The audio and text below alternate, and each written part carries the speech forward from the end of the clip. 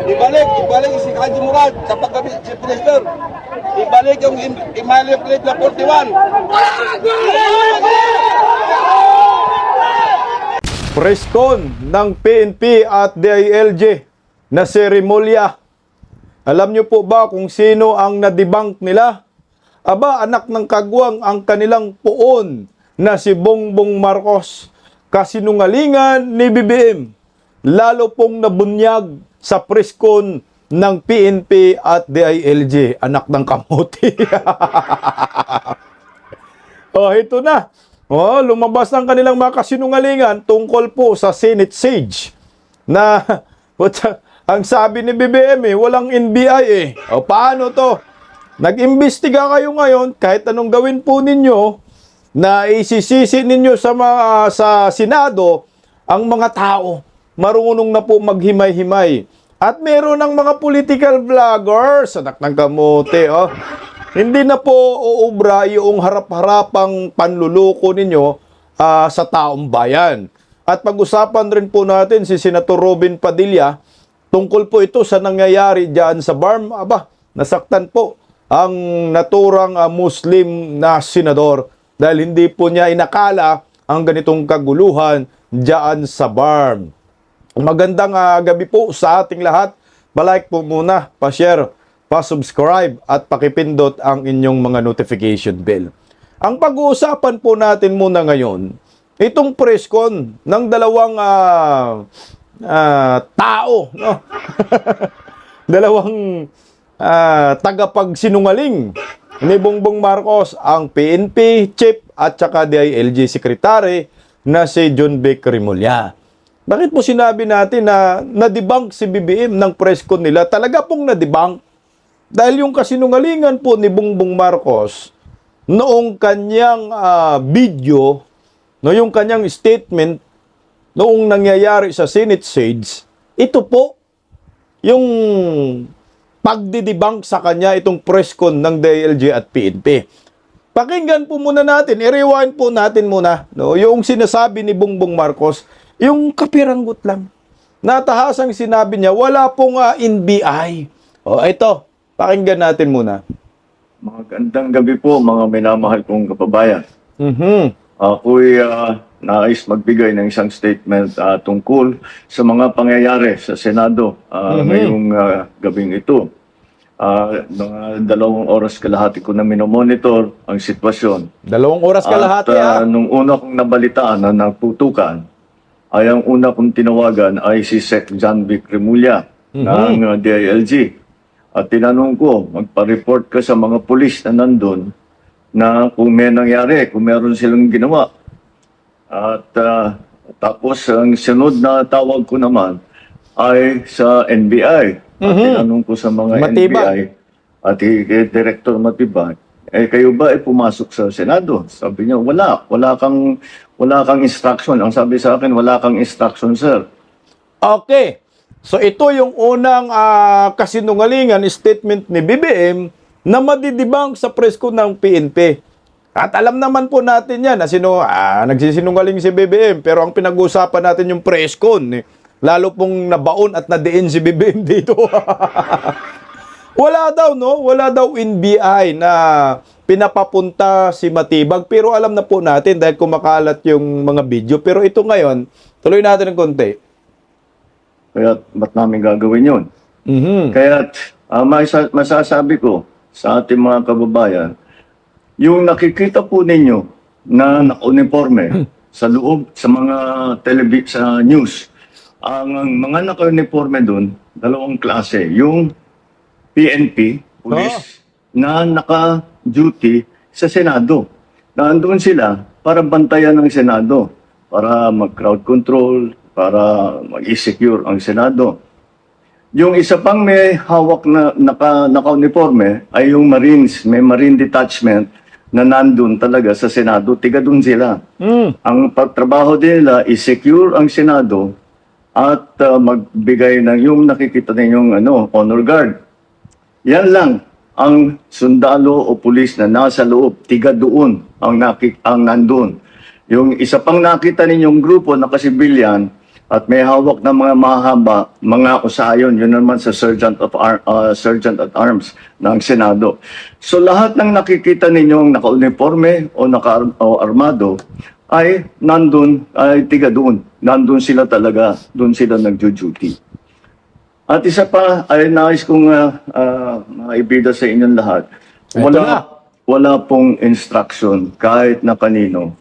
Okay, ito na yun ha. Ito na yung madidibang. Walang instruction kahit kanino. At yung oras, madidibang po mismo ito. Na hulihin si Senator Bato. At ang nangyari, ang NBI, sinabihan ko nung lumabas yung resolution ng Supreme Court, mga alas 4 yung kaninang hapon, ay sinabi ko, umalis na kayo dyan. Nag-comply naman sila. Okay, so maliwanag. Hanggang dyan lang tayo, no? Ang sabi dyan ni Bongbong Marcos, alas 4, sinabi niya sa NBI na umalis kayo. Pero yung una nang sinabi ay hindi daw siya nagpa-deploy. Pero ito, sa second part, ang sabi niya, umalis kayo dyan. Ibig sabihin, nag-deploy sila. Alas 4 at ang sabi, nag-comply daw ang NBI. Patay tayo dyan. So ito ho mismo, panoorin at pakinggan po natin sabay-sabay itong pagdibang ng DILG at PNP sa statement ni Bongbong Marcos na alas 4 daw, wala na pong NBI at nag-comply daw si Matibag, no? At pina-withdraw na daw, no? Pina-pull out na ni Bongbong itong NBI. So ito alas 4 ang sinabi niya. Pakinggan po natin itong mga kasinungalingan ng mga nasa executive. Nagkabuhol-buhol sila dito. Siguro hindi po nila napanood at napakinggan itong statement ni Bongbong Marcos patungkol dyan. Again, ang panghahawakan natin na madidibang dito sa presscon ng DILG at PNP, yung sinabi niya na walang NBI dyan na na-deploy. Pangalawa, alas 4 umano, sinabi niya na mag-pull out kayong mga NBI.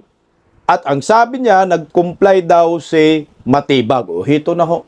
Bahala kayo dito. Ito po yung arrival ng ating mga NBI agents at the GSIS main building. Yes, sir. Okay. So, bungad pa lang po ng presscon, no, na-debunk na dito si BBM. Anong sabi? Ito po ang arrival ng NBI dyan sa GSIS building. Yung GSIS building at yung NBI, isang building lang yan ha. Gitna lang yung pagitan, may partition lang. So 7 ha, alas 6:17, no, tama, alas 6:17 ng gabi ay dumating ang NBI sa GSIS. Ilan po sila? 29 po yung dumating. So dito pa lang ho, tapos na agad, na-debunk na si Bongbong Marcos na sinabi niya na alas 4 pa lang, wala na pong NBI diyan sa Senado. Pero bakit po ito? Mismong PNP na ang nag-imbestiga. Maliwanag, alas 6:17, nandyan pa ang NBI. Dumating po sila 29. Tuloy. Teka muna. Merong letter yon. Pakitignan. In effect, their presence was backed up by a letter properly received at about Ayan, ang dami 5 p.m. 5:08 p.m. of the same day. Okay, ito po yung mga NBI agents. Okay. Ang dami. To Sabi wala sum up, there are 29 NBI agents. Nung una kasing investigation natin, ang nakuha pa lang natin nakita through CCTVs is 21. And after the conduct of the continuing investigation, we accounted 29 of them. Please take note that none of the NBI agents had tactical gear with them. They were dressed as NBI agents, clearly identified, nakalagay, but none of them had tactical gear with them. They did not have a battering ram. They did not have provisions for shape charges to breach any door. So, let's just make that clear. Yung unang dumating, no? Wala daw tactical, anak ng kamote. Ano yung nakuha mismo ng police na may tactical bag? John Beck, anak ng kamote talaga, mga sinungaling tong mga animal. Ano yung video na nakipagbarilan sila? May mga mahabang armas at may mga bulletproof pa, may mga vest pa sila. Ulol, huwag niyo pong lukuhin ang taong bayan. Dahil marami na pong kumakalat. Ewan ko kung may maniniwala pa rin po dito sa kasinungalingan nila. Nauna na po yung mga video kumakalat para mga mainstream media. Kitang-kita, naka full battle gear ang mga animal, ang hahaba ng armas, tapos sasabihin mo, wala. Jesus ko, animal naman talaga, oh. Tuloy, oh. Okay, to continue, please. Okay. These were the footages on malapit na to sa area kung, Oh, ano kung yan, saan oh? nag-disperse ng Ano yan? Uniform lang ba yan? Naka-vest yan. Anak ng kagwang naman ka dyan. Yo, John Vic, yung nauna, naka-full battle gear. Ano yun, di ba naka-vest yan? Sasabihin mo, walang tactical, mga bag. Walang tactical, parang hindi armado. Yun yung punto niya dyan. Pero nandyan na nga ho sa pinapakita ninyong video eh. Naka-full battle gear na nga ho yan. Naka-vest nga ho siya eh. Kung hindi digmaan yan, hindi dapat naka-vest. Naka-uniforme lang dapat. Ganyan ba talaga ang uniforme ng NBI? Naka-full battle gear, naka-vest. Oh. firearm. Tingnan This mo. is the NBI. Oh. This is the GSIS canteen, which is adjacent to the Senate second floor. Okay, next. Oh, yung mga yan, ano yan tawag dyan? Buta may mga bit-bit na mga baril eh. Oh. Oh. Okay. Again, site inspection at level 2 or second floor at 6:51 p.m. Oh, 6:51 p.m. nandyan pang mga animal. Out of the 29, there are 4 female NBI agents. Tingnan mo. Ay, oh, ano yung anak ng kamote? Ano yung bit-bit na baril? Oh. Hindi ba ho yan naka-full battle gear? Teka lang, i-rewind natin ng konti. Bantayan natin yun. Teka lang, konti It's lang. adjacent to the Tingnan nyo ha.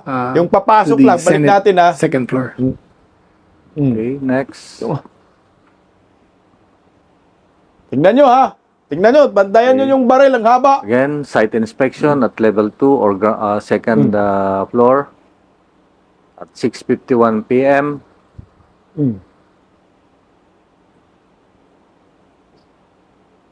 Out of the 29, there are 4 female. Tingnan mo yan, sir. John Vic, uniforme ng NBI yan. Naka-full battle gear, oh. Ang haba ng armas. Ayan, oh. Female NBI. Oh, ayan. Putangin na kitang-kita ang haba ng armas. Putangin ang mga sinungaling tong mga tumana talaga kay Kada Junior, oh. Oh. Yan ba ang uniforme ng NBI na mahaba po yung baril tapos naka-vest po sila? Ang alam ko yung uniforme ng NBI, yung polo shirt lang. Pero ito, naka-full battle gear po yan. Ready to fight. Oh. At bakit sila nag-ikot-ikot sa GSIS, napunta sa kantin, at kung nandyan sa second floor, anong ginagawa nila? Alas 6:51 ng gabi. Anong ginawa nila dyan sa level 2? Alam, medical hallway. Medical hallway, anong ginagawa ho ninyo dyan? Masinungaling kayo. Agents. NBI agents. Sige nga. Oh, ang dami na. Okay, Ang dami na nila, oh. next. Bias ka, Melencio. Anak ka ng... Oh, Melencio Nartatis. Tama ba? Melencio.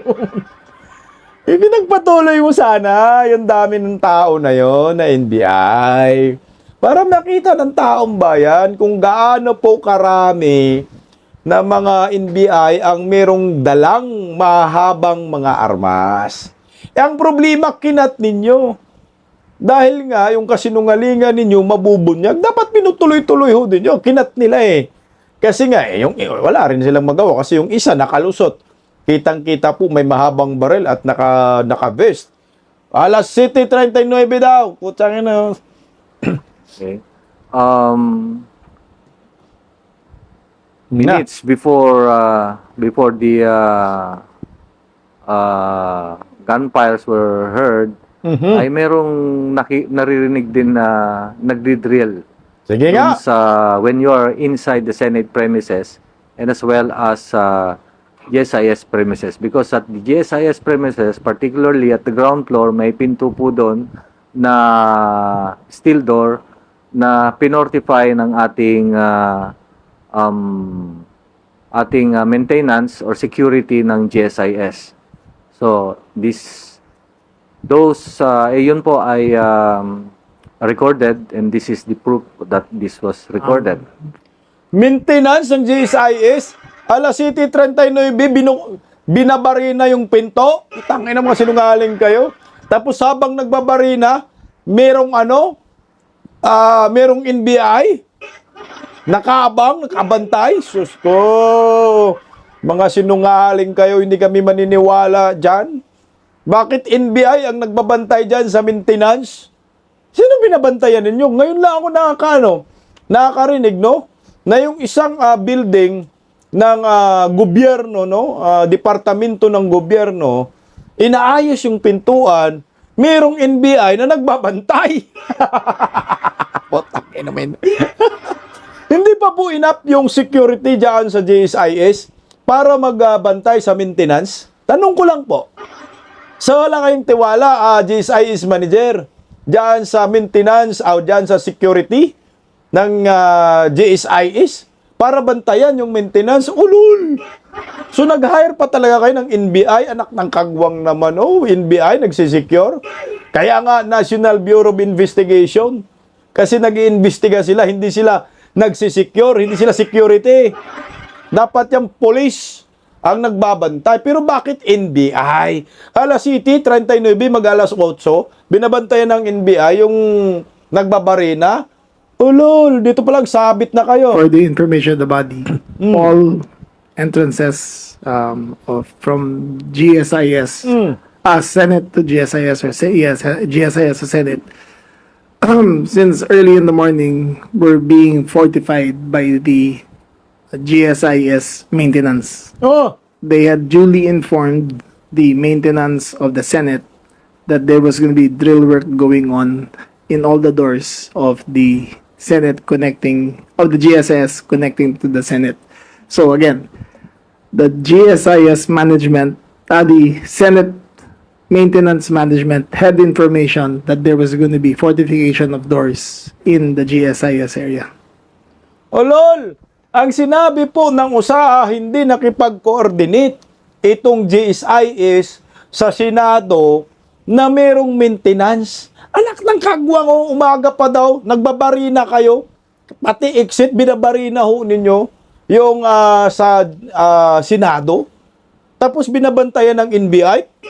Inumin talagang mga sinungaling kayo. Hindi kami naniniwala dyan. Bakit ayaw nyo pong aminin na nanggagalaiti si Balaka? O di kaya ba si Bungit? Bakit hindi nakidnap si Bato? Baka si Palaka talaga to nagpakidnap kasi hustler mangidnap si Palaka. Bakit hindi nyo nakidnap? Kailangan bumalik kayo, gumawa kayo ng paraan. Kailangan, kunyari lang, mag-ayos-ayos kayo dyan sa GSIS. Pag nasira nyo yung exit ng emergency exit ng Senado, dun kayo pumasok. Aminin nyo na po dahil hindi na po kami naniniwala sa kasinungalingan ho ninyo. Sige nga tuloy. So, hindi gulatan to because conspiracy theories were abounding, but they were duly informed. Hindi gulatan, tang-inumin. Hindi gulatan ang haba ng mga barel ng NBI, naka-vest pa. Tapos habang nagbabari na itong sabihin na lang natin maintenance, naka-supervise ang NBI. Ang naman. Sa daming pinto, doon pa talaga sa pintuan ng Senado. Huwag nyo kaming lokohin dyan, Bek. Kawawa tong mga sinungaling masyado, lalo na to, PNP chief. Huwag nyo na pong pagtakpan. Ang mali ay mali. Sabit na po kayo dito. Ako sa akin, hindi ako naniniwala sa mga to. Puro kasinungalingan lamang. Tuloy lang natin ang konti. Okay. So there was a drilling and the drilling sound maririnig and they put bolt after drilling. I think several bolts were put and then naglagay ng mga steel cabinet. And that is in the ground floor or first floor. Take note of the time, that is 7:39 p.m. For the information of the body also, the GM found it better to secure the entrances going into GSIS because Senator Bato had called for a people power movement, and had there been anarchy in the building, the GSIS contains billions of pesos of worth of artworks that are displayed in their walls. Had there been an overflow of people going to GSIS, the losses would have been incredible. So it was better, he found it better for them to secure the doors so that there would be no commotion going inside to the GSIS building. Ulo! Pumunta daw yung GSI, yung NBI sa GSIS dahil daw naghumingi ng tulong yung GSIS manager, general manager. Dahil daw si Bato nagtawag ng People Power Movement. Hoy Junbic, hindi nagtawag ng People Power si Bato. Ang sabi ni Bato, suportahan niyo po ako. Mag-prayer rally naman po kayo dyan sa labas. People Power Movement. Putang ina, nagpatawag ng NBI. Ang purpose nila, anong purpose ninyo? Babantayan yung bilyonis na artwork, painting. Wala nagkalabo-labo ng mga animal. Artwork, painting, ang binabantayan ninyo, pero nagbabari na kayo.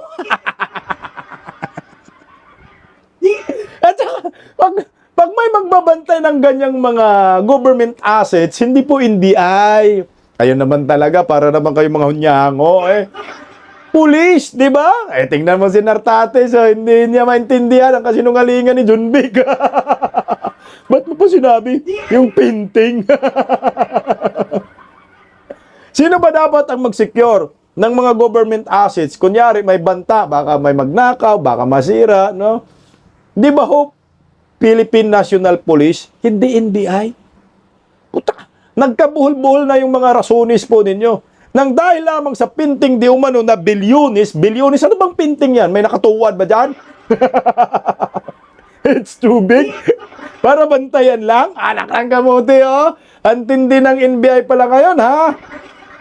Hindi lang, hindi lang taga-imbestiga, kundi, taga-secure pa. Ano ba? National Bureau of Investigation. Putang, ang linaw-linaw po ng pangalan na yan. Sige nga, tuloy lang natin ng konti. Next slide. Next slide daw. Parang malungkot si Nartatis dito. Next slide will show Kasi alam ni Nartatis, utang ina, alam namin magsisinungaling kami. Pero may mga political vlogger talagang magdedebunk sa inyo. Mga media, napaniwala kayo dyan? Hindi ba ninyo natanong? Ang dami ng bilyonis na painting. Bilyonis sasabi. Bakit hindi yan nandyan? Yung mga buburot ng mga nasa mga mainstream media dyan. Sige nga, next slides daw. show what happened after the drilling in the ground floor. Oh, And then we'll go to second floor, and this will show the second floor area. On the right side is merong pinto doon coming from, if you're inside, you have to, on the right side merong hagdan doon. But sige before nga. the hagdan may bintana. And Sa second floor ba, meron ding painting? Kasi painting binabantayan daw. Nakakamote talaga. Pinagago tayo dito, ha? Sa second floor may painting? Saan ba yung painting? First floor, second floor? Pati ba na doon sa canteen may painting din? Pati sa medical hallway may painting? Kasi nandun yung NBI, tangina mo Junbic. Hello? merong pinto. Hmm. And this area, the CCTV was requested or nakuha natin, secured from the CCTV of the Senate. This Okay. shows the NBI agent. Okay, ito maliwanag na. Yung isang Remulla naman, yung isang bulati na lang yung pipirma sana, nabuhay pa. Si Bunying, may CCTV, ibinigay sa sa kapulisan. So totoo po yung sinasabi ni Alan Peter Cayetano. Wala pong tinagong CCTV. Ikaw naman bunying. Oh. Kitang-kita mo, nandyan yung mga NBI. Ang dami, oh. Coming from the first floor kasi one by one sila paakyat. If Aha. marirecall mo, marirecall nyo po, So, galing daw ito ng first floor, papuntang second floor. Ba't ang daming painting na bilyonis dyan? Ay, na kayo nandyan sila dahil daw sa painting, ha? Eh, sinabi naman, eh. Anak ng kamote, oh. ang sinabi ko kanina, there are areas A to I. Just to add, Ito na naman. CCTV footage was from the Senate CCTV room, not the GSIS. So, the Senate security had full view of the people who were on that floor. Take note that none of the elements are in tactical gear. All of them were just in conference. None of them were in formation to attack the Senate. They were just checking out every floor that was in danger. That's correct, sir. Puta ina, nandyan na naman, no? Tactical gear, no? Siguro sa mga yan. Pero yung mga nakikita nating mga pumapasok, ang haba ng baril. Yung tactical gear, kung tinago nila dyan. Kasi nga yung isang bag naiwan nga sa Senado, kayo naman talaga eh. Masyadong, ikaw John Vic, sobra kang sinungaling. Tama na nga kasinungalingan mo, nabubuisit na kami. Nagulat dito si Nartatis eh, may pasad And, we comment. take note of the timeline. The timeline is 6:52 p.m. up to 7:01 p.m. Wherein 6:52 sila dumating sa area na yon. And then they left that area at 7:01 p.m. 701 daw, wala na. Appreciation of our dear Secretary of Justice. And take note, nung umalis na sila, at 7:02 p.m. particularly, dalawa po ang naiwan dyan, na NBI agent. Agent Darwin Francisco and De Leon. So alas 7 may naiwan Antonio dalawa. Leon. Ano yung kabakbakan ng USAA? Tangina talaga ito, mga makikita nyo sinungaling dyan, na ito. dalawa sila, they are with the uniform of NBI. And naglagay lang ng upuan dun sa may hagdan. Katapos, Take note of the time that is they started posting themselves there at 7:02.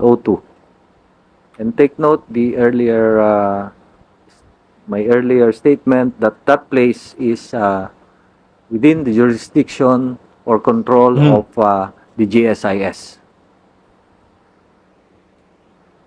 sige nga. Okay, next slide. At 7:44 p.m., 42 minutes after dun sa the viewing on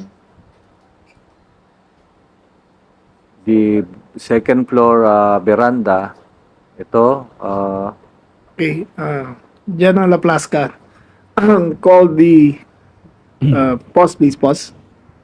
Pause. Rewind, please, to when General Plaska was addressing the units. Rewind 15 seconds. There. At that moment, General Plaska called in the OSA operatives, including the PNP and the Marines, and gave the order to lock and load. So, in his order, you could see the Marines were cocking their guns. So it was lock and load. After which he proceeded to the hallway leading to the doorway where the NBI were previously reconnoitering. Okay, proceed. Nagbabarina na ang mga that's the video NBI. and they organize themselves to go to the area.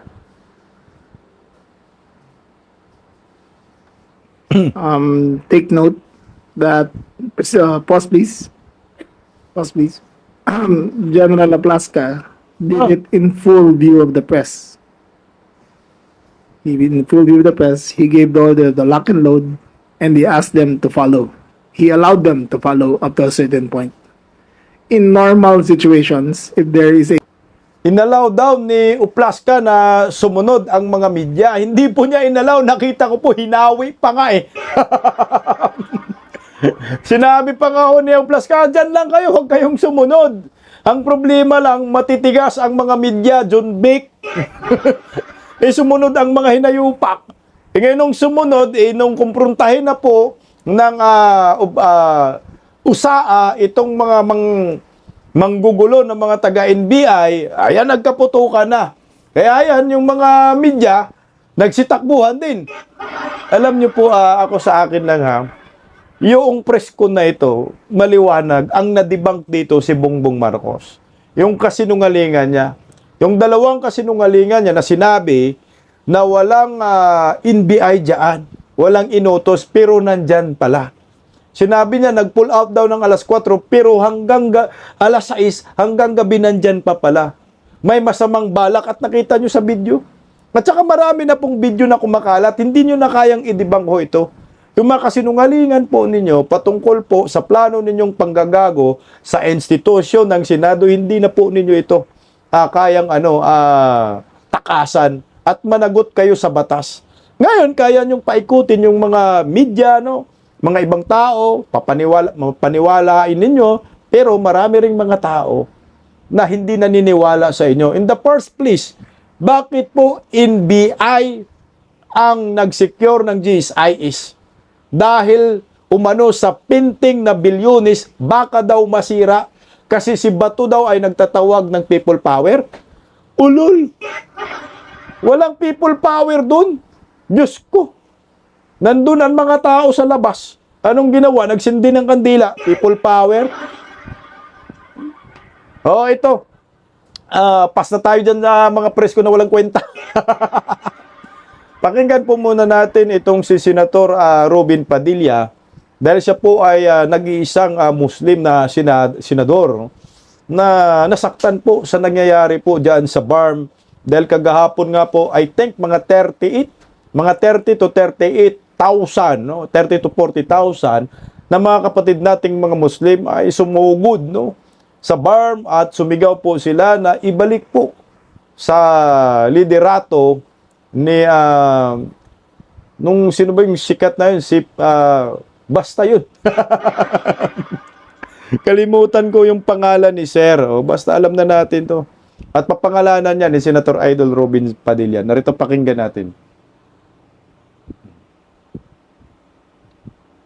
Panood niyo na siguro, sir, yung malakihang rally po sa Cotabato City. Libo-libong Bangsamoro stakeholders, kabilang po ang mga kabataan, mga kababaihan, religious leaders at civil society groups ang nagprotesta at nanawagan po. Ang kanilang panawagan, Senator, ay Recover BARM Movement. Pinanawagan po nila ang pagpapanatili ng MILF leadership sa BARM. At muli lang talaga itong si former BARM chief Al-Haj Murad Ibrahim. Sir, kayo po. Si Murad, yan. Si Murad, gusto po nilang ibalik. Yan pala ang pangalan, sa pamumuno. Kasi nga, nag-umpisa yun ng BARM ay MILF. Dapat yung talagang namumuno dyan ay sila po. Hinggan natin si Idol Robin Padilla. Ay malalim sa paksa sa ating mga kapatid na Muslim. Ano pong komento nyo dito, sir, at payo? Ayan po talaga pinagdurugo ng aking puso, subhanallah. Alam niyo po, ang aking pong relasyon sa BARM, kahit kailan ay hindi naging political. Ang aking pong relasyon sa kanila ay spiritual. Kaya ito pong mga nababalitaan natin na ganyan, na nagkakaroon ng hidwaan sa loob ng MILF, sa loob ng BARM government, masakit na masakit po sa atin yan sapagkat ang BARM ginawa po yan para sa ating mga kapatid na MILF. Sila po ang una na dapat ay mamuno dyan. Ang nakakalungkot po kasi parang nauulit yung nangyari sa ARM na ang MILF din ganyan ang nangyari. Kung natatandaan nyo po, ganyan na ganyan din po ang nangyari sa MILF hanggang sa huli. sila-sila na po ang nagkaroon ng hidwaan. Ngayon, ganyan na rin po ang nangyayari ngayon sapagkat ang Chief Minister po ngayon, MILF din po yan. At yung mga naapektuhan na dating mga leader, si kaibigan ko po yan, Si Murad. magkasama po kami sa Libya ni Alhaj Murad ng mga panahon na binubuo po itong BARM, yung exploratory talks po yan. Magkasama po kami yan sa Libya. Kaya napakasakit po sa akin na ganito yung nangyayari. Kaya sana po pakinggan po ng ating mahal na Pangulo kung ano ang nararamdaman ng mga MILF, lalong-lalo na po yung may kinalaman po sa ground. Kasi pagka ganyan po ang sitwasyon, sayang yung BARM. Sayang po kung hindi ang dapat una ditong makinabang sa pagiging mga pinuno, yung MILF. At siyempre po, hanggat may kaguluhan na ganyan, yung inaasahan po natin pag-ulad, magiging malayo. Correct. Sana po, gamitin ng ating Pangulo ang kanyang kapangyarihan upang magbuklod-buklod yung mga pamunuan po ng MILF kung sino ang bumuo ng BARM. Wag muna po natin masyadong pinag-iintindi yung mga wala namang kinalaman sa MILF. Kasi tandaan po natin, kung walang BARM, walang MILF.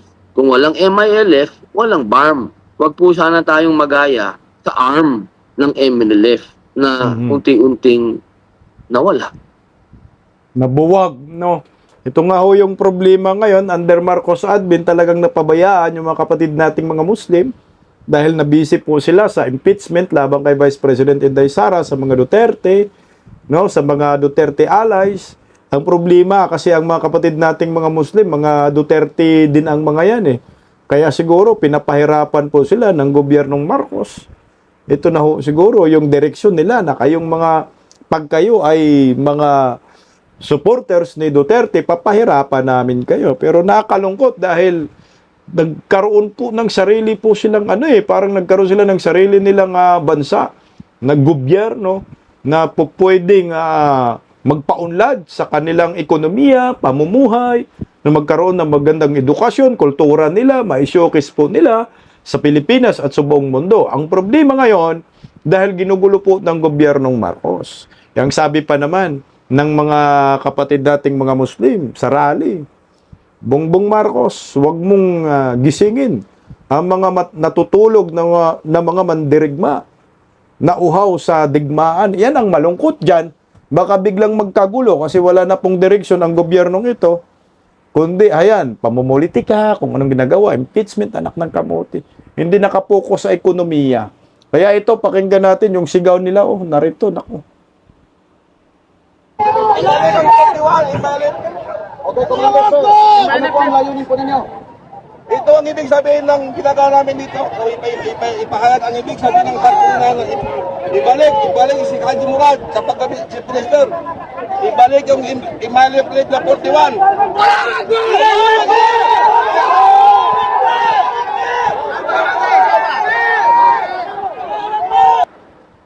Naku, sa tingin nyo kaya mapakinggan ito ni Bongbong Marcos? Kasi sabi ni Senator Idol Robin Padilla, sana mapakinggan po ni Bongbong Marcos ang panawagan ng mga MILF. 41 pala na mga opisyal ng MILF ang tinanggal. Grabe naman po, ang dami naman po nun.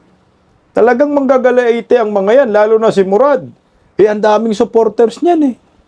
Pag yan ay ginaguho ng gobyernong Marcos, wala, baka magkaroon na naman ng faction itong MILF. Kasi nga, tingnan mo ha, yung MILF ngayon na namumuno, yun po yung medyo malakas sa gobyernong Marcos. MILF na yan.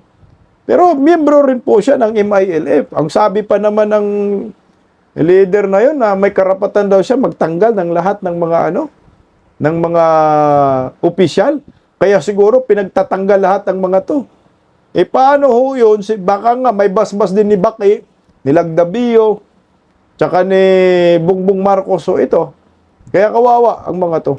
Sana maayos. Kasi pag hindi ito maayos, wala pa namang kwentang Pangulo si Bongbong Marcos, bagsak ang ekonomiya. Kawawa ang mga kapatid nating mga Muslim, magsasaper na naman. Nagkaroon ng diskriminasyon sa mga kapatid nating mga Muslim. Naranasan na po natin yan. No? Diyan sa Mindanao, tapos ito na naman. Under Bongbong Marcos, mukhang magkalabo-labo na naman. Ho. Sana mapakinggan, kaso malabo rin ho, mapakinggan ito ni Bongbong Marcos. Marami na nga pong nagrarally sa kalsada, bingi man si Bongbong. Wala silang pakialam lalo na dyan sa BARM. Ang layo ng BARM sa Malacanang. Sabi siguro ni Bongbong, bahala kayo, magkagulo dyan.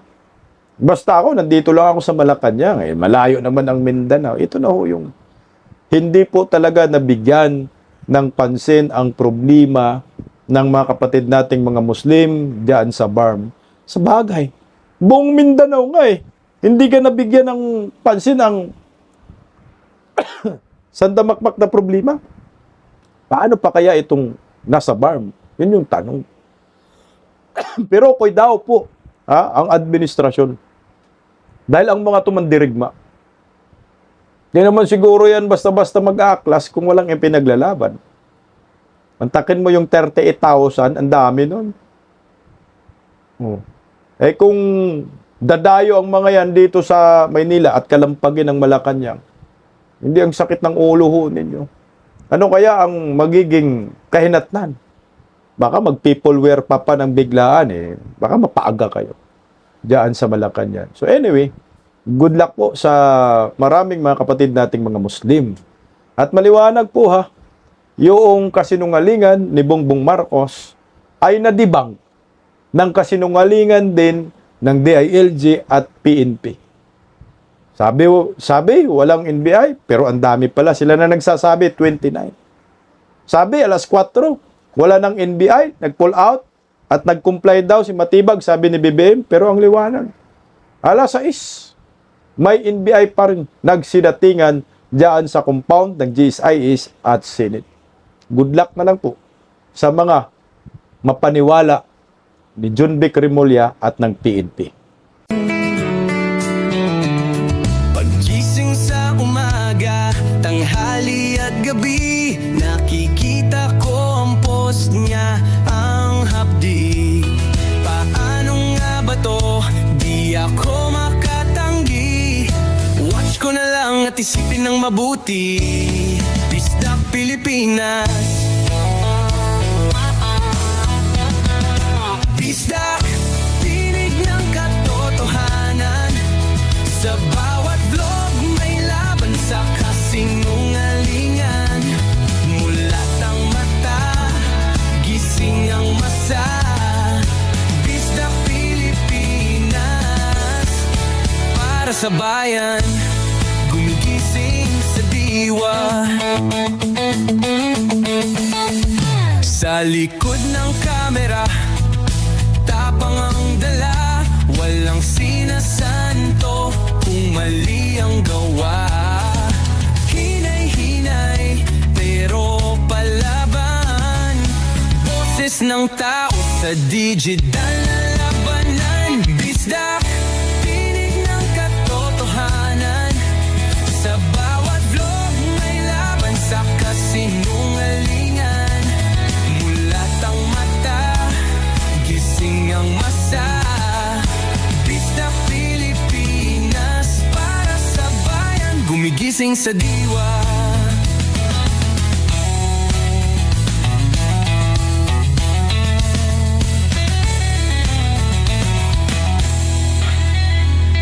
Hindi artista, hindi politiko, pero ang katotohanan, sigaw niya ay buo. Sa YouTube o Facebook man siya makita, may aral ka pa rin, may uwi sa bawat salita. Bisdak, gising sa katotohanan, di lang kwento, kundi panawagan. Sa bawat Pilipinong naghahanap ng liwanag, Bisdak